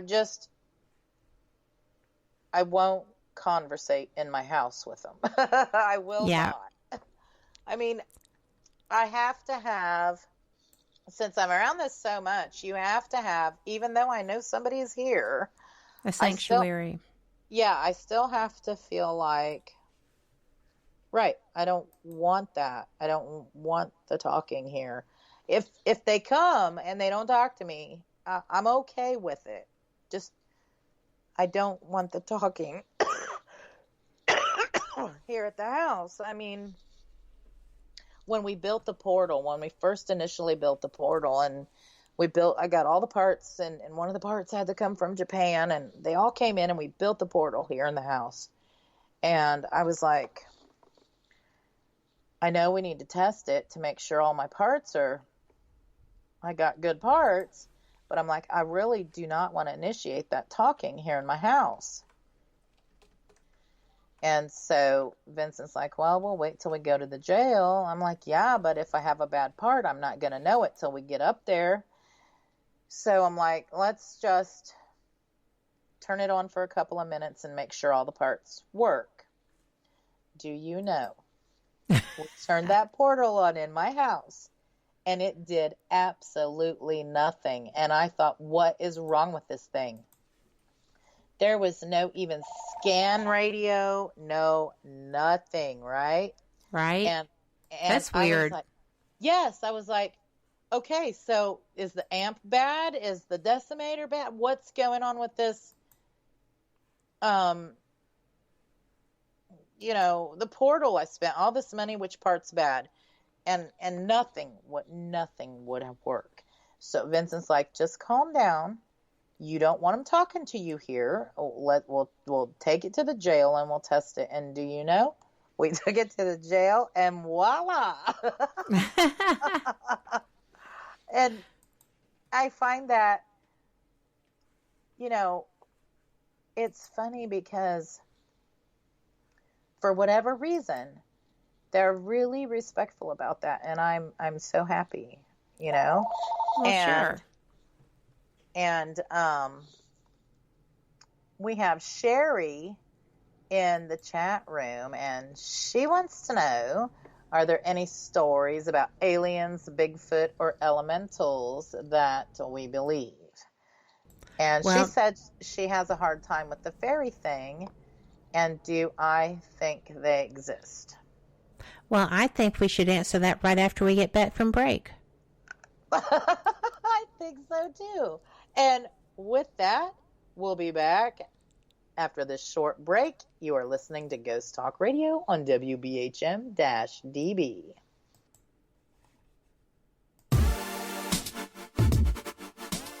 You're listening to WBHM Digital Broadcasting, the best in paranormal talk, only on Paranormal Experienced Radio, broadcasting live out of Birmingham, Alabama. To the believer, the evidence is overwhelming. To the skeptic, there will never be enough. Hello, everyone. Join Kevin and Jennifer Malik, the host of Paraversal Universe, every Friday here on WBHM Digital Broadcasting. Also heard on WCET-FM and The Rift. Log on or tune in as they check out the mysteries found within the 8 categories of the unknown and unexplained, including ghosts and haunted places, aliens and UFOs, theology and mythology, cryptids and monsters, urban legends and folklore, conspiracies, metaphysics, and forbidden archaeology. Listen as Kevin and Jennifer interview the top minds in their respective fields as they share theories and information regarding these unsolved mysteries. For future show and archive information, one can find Paraversal Universe on Facebook, Twitter, and MeWe under various Paraversal Universe headings. So, for excellent talk radio about the unknown and unexplained, check out Paraversal Universe, where all paranormal perspectives apply. Brought to you by the Northern Wisconsin Paranormal Society, LTD, and produced by WBHM-DB.com. Thank you for listening to WBHM Digital Broadcasting out of Birmingham, Alabama. The time is 45 minutes after the hour. Welcome back. You are listening to Ghost Talk Radio here on WBHM Digital Broadcasting out of Birmingham, Alabama. And this is Kat. I am Shelly's guest. And I was bringing it back in for her because she was making sure there wasn't some emergency. And I'm hoping that's right. Right, Shell? And it is right. You know what? When your parents call, you don't want to ignore, right? And so my dad calls, and my dad is a Pentecostal preacher, and he is inviting me to a Christmas play. That's why he kept ringing my phone. He wants to invite. He is a main character in the Christmas play at church, and he wants me to come and check it out. So too cool. Yeah, so it's not anything serious, thank goodness. So, before the break, we were talking about, we had a question, and Sherry wanted to know, is there anything that we believe in, like such as aliens, Bigfoot, elementals? And she says she has a hard time with the fairy thing, and do we think they exist? Which is so very interesting. What a question, because what is your take on fairies, Kat? What do you think? I have a difficult time with fairies, but I'm going to admit to feeling hypocritical when I say that, because I believe and have talked with people who have experienced paranormal activity, UFO abductions, UFO sightings, dogman experiencers, Bigfoot hunters who are not hunting the Bigfoot themselves, they are hunting for trace evidence of them and have found that. I have experienced an elemental. I feel like the biggest schmuck on the planet when I say I have a hard time with fairies. I I do think that they exist because there is such a history of them. They go into Ireland in the 1400s. There's documented experiences with them. And I don't think everybody was drunk. And I'm gonna weigh in on that. I'm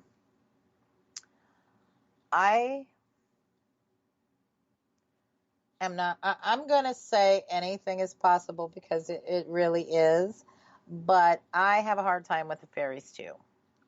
What about elementals? I have a hard time with elementals. What about cryptids? Although sometimes I do feel like my former life, I was a garden gnome. I'm just joking. I mean, because I am really good at growing stuff, you know. You are good at growing stuff. It's ridiculous. So, I mean, maybe, I don't know. So I have a hard time. And I think it's because I haven't experienced it. It's just like when people say they don't believe in ghosts because they haven't experienced it. So, I mean, you know, your elementals are found in nature and your fairies are found in nature, and I'm just not in that situation enough, you know, like camping or tromping through the woods, all that, hardly ever, to be able to have the experience, maybe. So I'm not in that situation enough to know if it's real or not real, but I do have a really hard time with it. Cryptids is a whole nother thing too. I have had no type of experiences, so I can't say they don't exist. That would be so close-minded. I'm just going to say I have a hard time with it because I even Bigfoot, I have a hard time with it because I have no kind of anything to reference, to prove, you know, to no experiences, no sightings, no trace evidence of any kind. So it's hard for me, all of it. Well, that's understandable because I don't have a lot of experience with things of that nature either. Yeah, I think that probably I know people who are sane in every other aspect of their lives. They're outstanding researchers. Their attention to detail is astounding. And they have told me their experiences. In fact, the people that I'm doing that roundtable with on the 15th, some of them delve in these things. I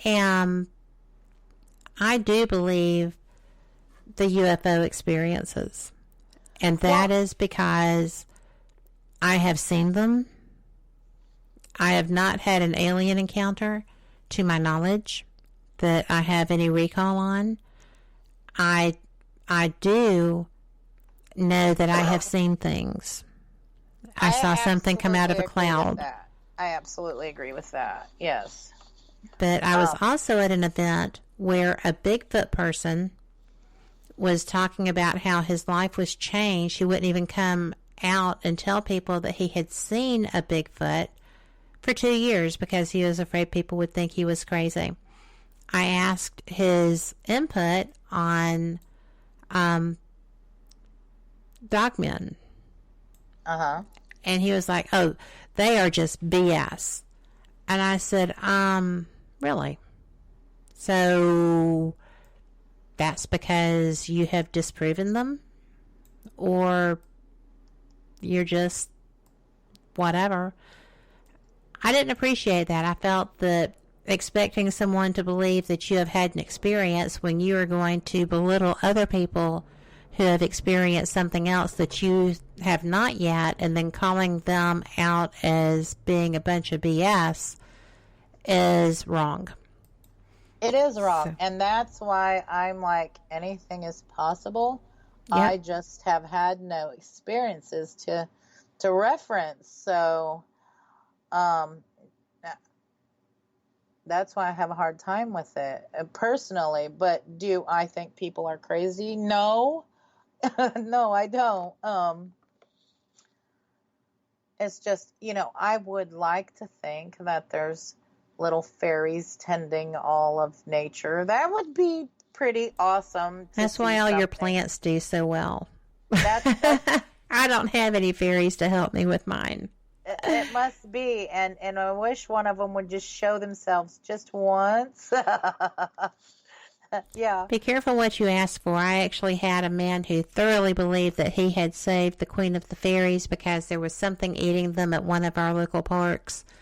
And he and his friends went because they were magical people and slayed whatever the black thing was. And that their reward for doing so was being able to actually glimpse the Queen of the Fairies. He was serious. Wow. And I couldn't disprove him, but he was a little scary, which leads me into that. She says, how about witches? And I do believe that people who train and study and who actively seek to cause harm can. I also think that people who actively seek, educate themselves to do no harm can too. I have interviewed a woman named Dorothy who was like the lead witch in North America, and she educated me. I did not know anything about that practice other than bewitched. Right. So when I had the chance to talk to Dorothy Morrison, I learned a whole lot. And I spoke with someone else at a later point who was talking about hexing and such. And I said, yeah, but, the rule of three applies. If you are using bad intent and you cast something out, it will come back to you times 3. And that individual said, well, sometimes it's worth it. See, and that's, I think that's terrible. That's terrible. Well, it is terrible. And, I live by do no harm. And to have somebody actually say, well, a little harm might be worth that. No. That is absolutely not the mindset I want to associate myself with. You get back. You get coming to you what you send out. If you have nothing but positive and all of that going out, that's what you attract, So why would you want to do harm and cause bad stuff to happen for your life, Well, the good thing is that people who choose to walk on the dark side, as it were, are always surprised by the ferocity that someone who is protecting can bring. And sometimes you have to let, the best way to phrase this, I know we're almost out of time, but you have to let yourself deal in a way that is recognized. Powerful, but using good. Well, and I think if circumstance, you have your mind and your will, and if it's strong, and I think that sometimes people wishing you ill and all of that, I think it can just bounce right off. Absolutely. I do believe that. I do believe it. Sherry says, yep, good karma. Otherwise, I'm sure not everyone loves me. So I just think that your intent and your positivity and some of these ill wishers, whatever they wish bad for you, I think can just bounce right off. That's how I feel. I have found that someone that I thought would never be two-faced was someone that appreciated the publicity and support was talking negatively about me. Yeah.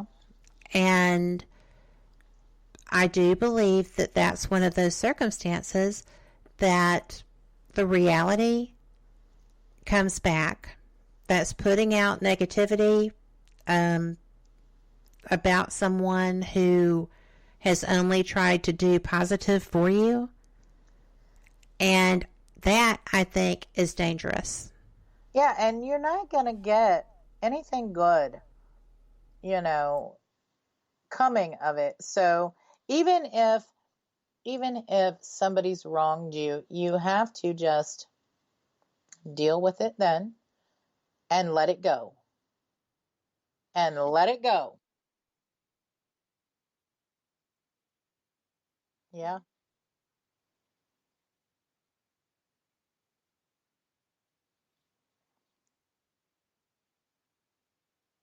Right. You just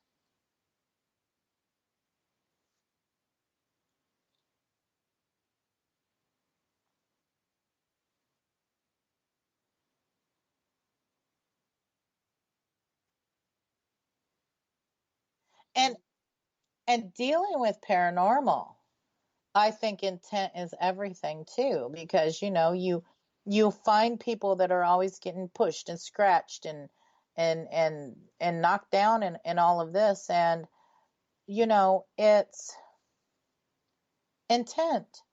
I have never encountered evil ever. The only time I have was when it was in humans. It wasn't in the spiritual realm. It's been in humans.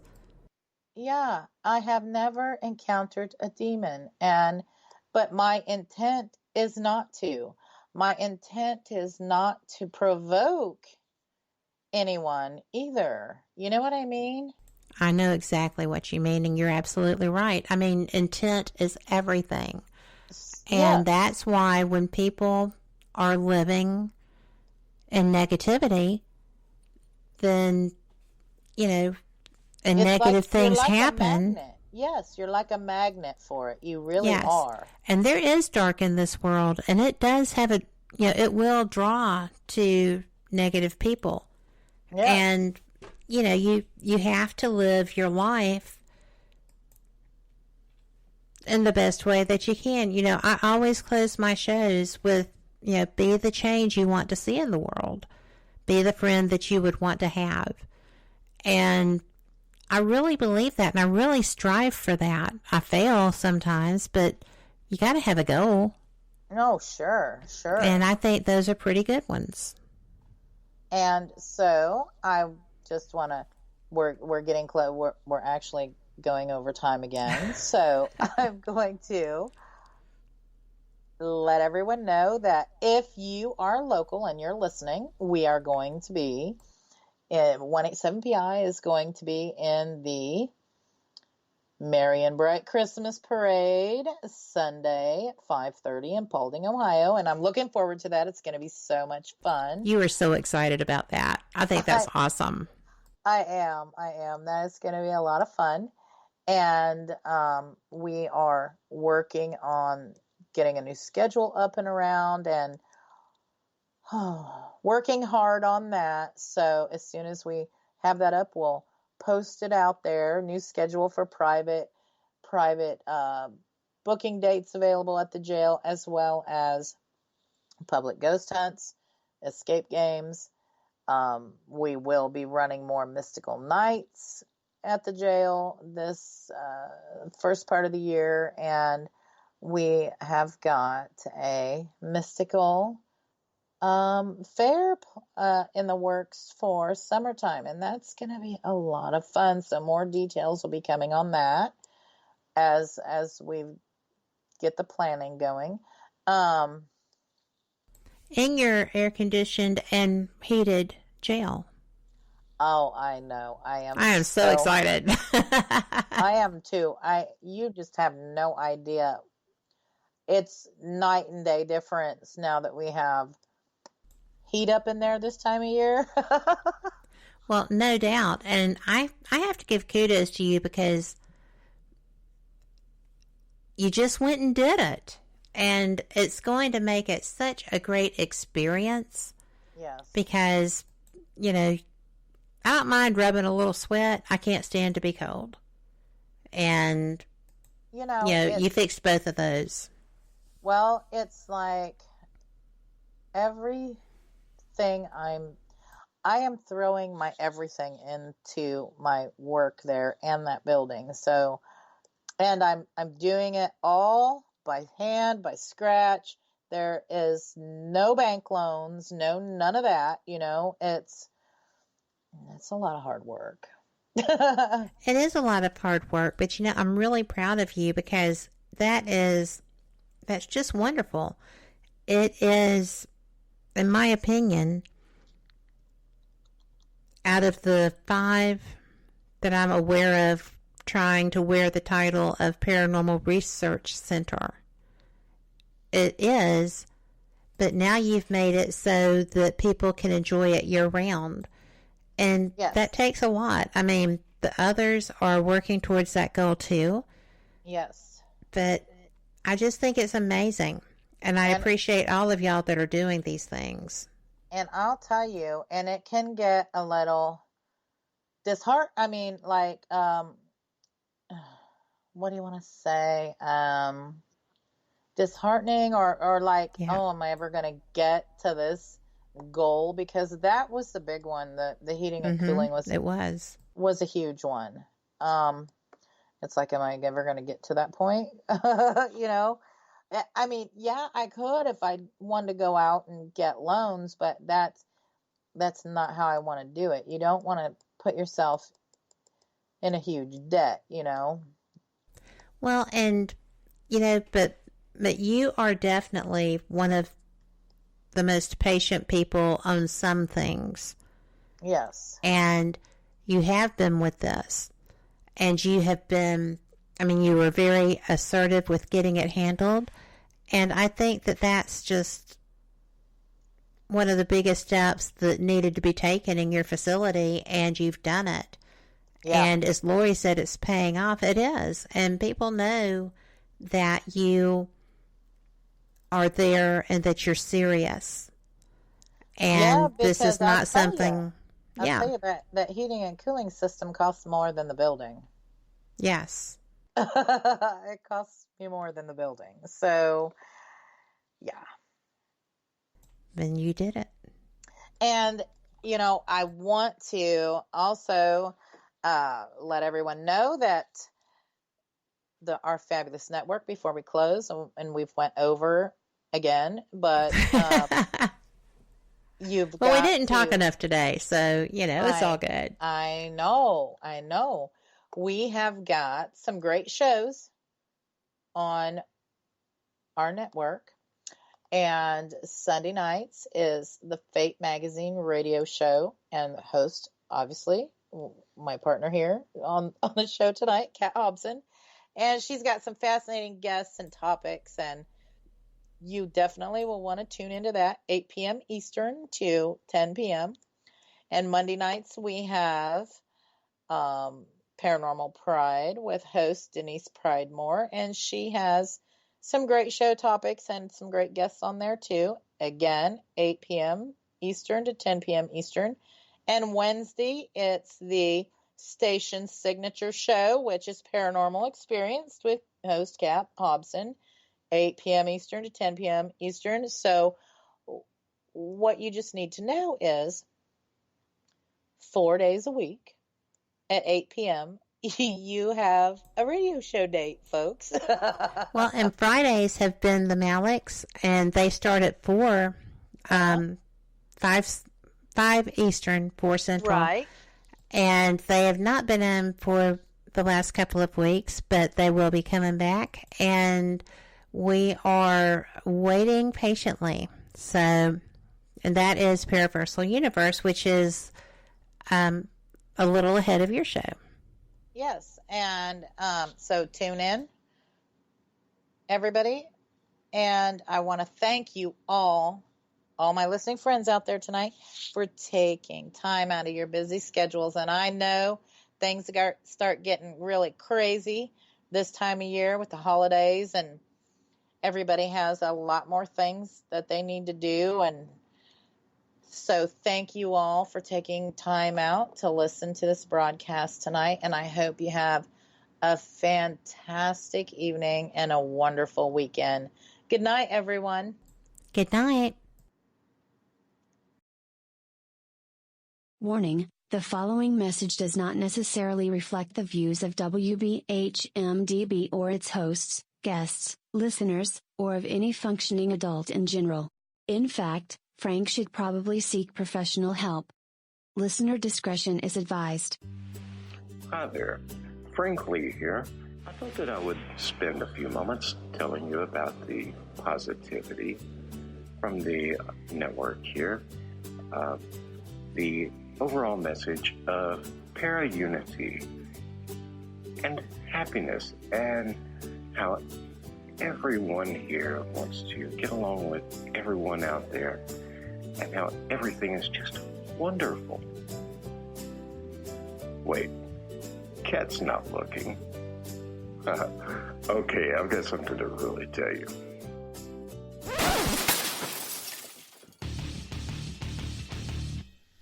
Okay, so I'm going to tell you what's really going on. Honestly, all that being nice and positive crap was kind of hurting my soul, as dark as it is. So, what's really happening? Well, you see it all the time. Everybody and their brother out there has a paranormal team because they watch a couple of episodes of Ghost Hunters or some crap like that. So they go and they spend half their mortgage payment on tools and things that light up that they don't understand. And then the next logical step after buying matching black t-shirts and posing like 90s rappers for their Facebook page is to, of course, have their own podcast. Well, you know what? You're not going to find that crap here. What we have here at WBHM Digital Broadcasting is the best host, the best guest, bringing you real information. All of the hosts here on this network know their stuff. They are the people who have been out there doing the work, doing actual research. And no, by research, I don't mean binge watching some kind of cheesy TV show on Netflix. I mean reading books. I mean out in the field doing the legwork. And who are they interviewing on their shows? They're bringing you the people they have learned from. They're bringing you the best in the field, covering all kinds of topics from UFOs and aliens to Bigfoot to cryptozoology to ghosts to anything you can think of a bit strange and unexplained. It is here, and you're going to get the best information here. So stay tuned to WBHM Digital Broadcasting. Don't go anywhere. Speaking of going somewhere, I've got to go before my mic gets cut. We'll see you there on WBHM-DB.